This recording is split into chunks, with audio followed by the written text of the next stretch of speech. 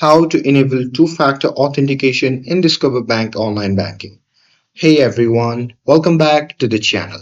So if you want extra security, well here is how to enable two-factor authentication in Discover Bank on desktop. So now without further ado, let's get started. So first thing first, open any web browser and now here once inside, you can just click on the search bar and simply search for Discover Bank.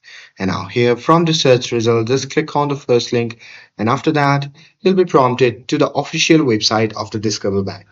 Now here you simply have to log in using your credentials and once logged in from your account dashboard, you just have to click on profile account settings in the top right corner and then select security settings.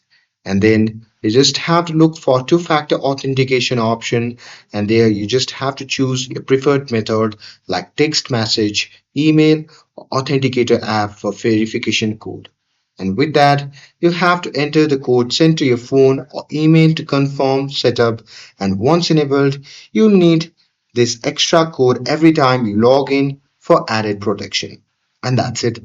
That's how you can enable two-factor authentication in Discover Bank online banking.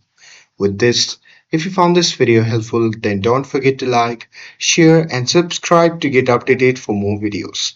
Thanks for watching, and I'll see you in the next video.